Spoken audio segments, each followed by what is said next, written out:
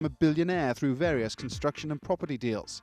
And until his conviction for murder in 2009, Hisham was also a leading figure in Mubarak's National Democratic Party and a member of the Shura Council, Egypt's upper legislative house. And the company's links to Mubarak's National Democratic Party remain strong. TMG's current chairman is Hisham's brother Tarek, and he also happens to be chairman of the Egyptian Parliament's Housing Committee. The development company Palm Hills is another which seems to have benefited from close political allegiance. It has seen extraordinary growth and huge profits in the last 4 years. The chief executive is Yassin Mansour, the brother of a former government minister. Another executive is related to Ahmed Al-Maghrabi, a former government tourism minister. According to the group Transparency International, Egypt ranks a lowly 98th in the world when it comes to tackling domestic public sector corruption. The boardrooms of the country's top companies certainly suggest that, in Egypt at least, it pays to be connected. Paul Brennan, Al Jazeera, London. Just last week, Egypt's Attorney General issued a travel ban on several ministers and members of the ruling party and froze their bank accounts. The move was seen by many as a concession from the government to try and contain the anger of the people who are riled by the corruption that has plagued the ruling classes. Initial figures made available to authorities investigating their finances showed their assets reaching staggering numbers. Here's a look at what some of the more prominent members of government have managed to amass. The wealth of Ahmed Ez, the former NDP organization secretary, is estimated to be at $3 billion. Ex-Minister of Tourism Zuhair Garana is said to have racked up $2.2 billion. With slightly less than that, the wealth of former Minister of Trade and Industry Rashid Mohammed Rashid is estimated to be at $2 billion, while former Housing Minister Ahmed Al-Maghrabi is believed to have assets of more than $1.8 billion. And former Interior Minister Habib Al-Adli, the man who ran the police, is estimated to have $1.4 billion. The Cairo Appeals Court has also approved the decision of the Attorney General to reveal the secret accounts of the former officials. Joining us now are our guests in Berlin, Arwa Hassan. She's a senior program coordinator at Transparency International. In Dubai, Ibrahim Hayat, he's an economist and business analyst. And in London, Hassam Abdullah, he's a UK-based Egyptian activist and a member of the Egyptian Association for Change. Let's start with Arwa Hassan. Firstly, can you tell us how widespread is corruption in Egypt? Well, I think it's safe to say that it is fairly endemic. And we at Transparency International conducted a series of studies, so-called National Integrity System studies, that look at all the institutions that make up a country's integrity system. That means the legislature, the executive, political parties, the private sector, media. And the studies came to the conclusion that there were indeed a lot of loopholes in the Egyptian system, and it's the presence of these loopholes that make corruption possible. Ibrahim Kayed, if you had to translate that into what's happened with Egypt's economy, which has been growing, how much has corruption affected life of people in Egypt?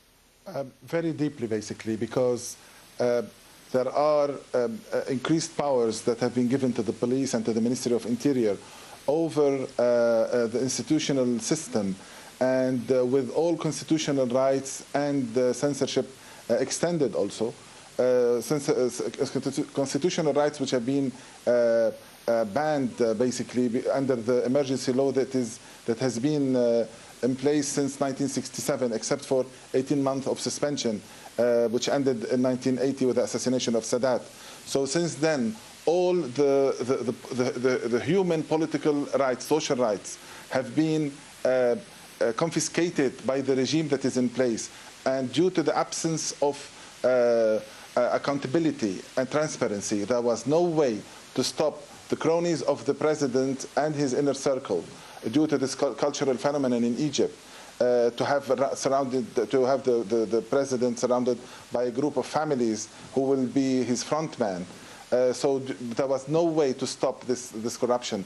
And we have reached a point where people, even in the last survey that has been made recently, people are saying that the situation has degraded extremely heavily since in the last 3 years, which means we were in a very degrading slope of corruption in Egypt, and this has reached everybody. People are feeling that they cannot afford. We have 40% of the population, 45%, who are living below the poverty line, which is around $2 a day.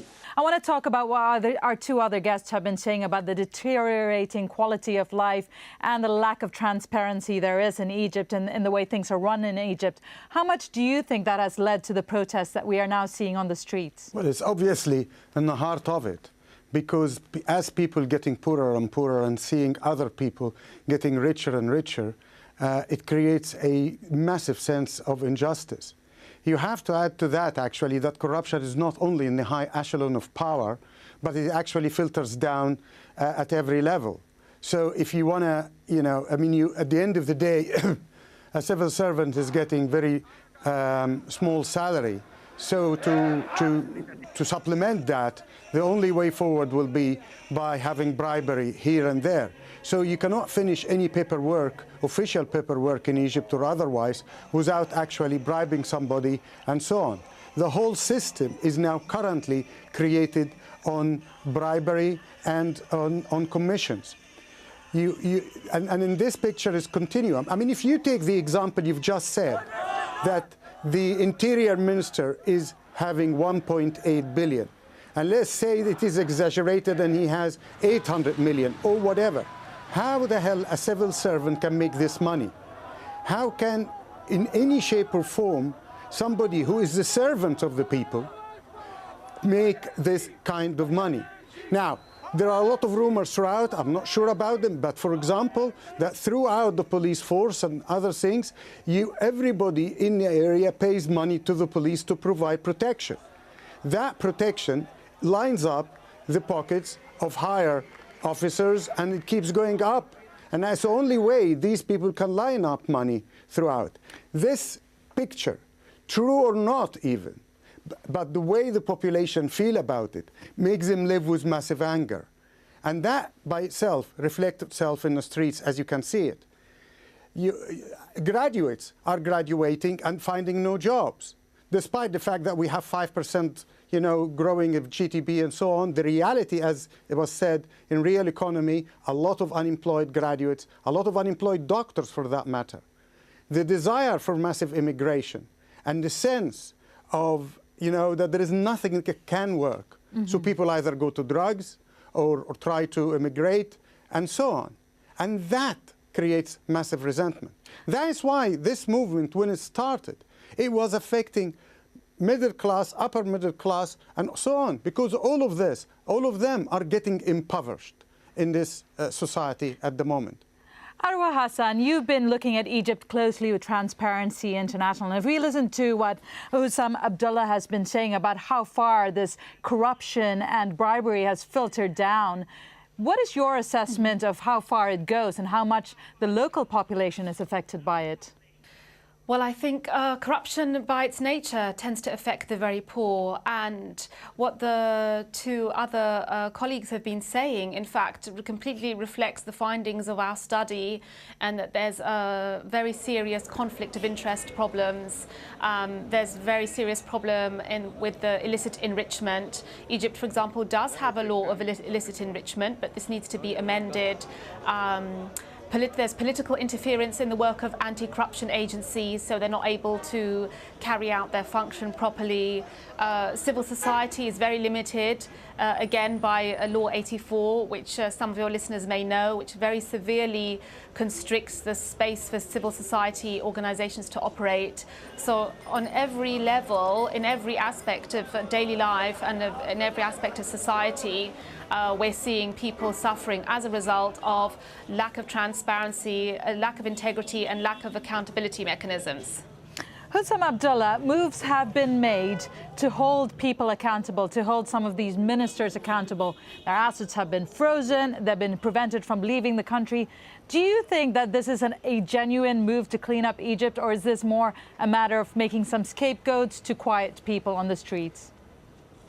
It's a window dressing, really. Corruption is much wider, and there is quite a substantial number of people in power must be part of the whole picture. And I personally believe that one of the reasons why there is this movement to resist that President Mubarak goes is exactly because they don't want to open a very wide investigation into the corruption of the whole families and their relationships.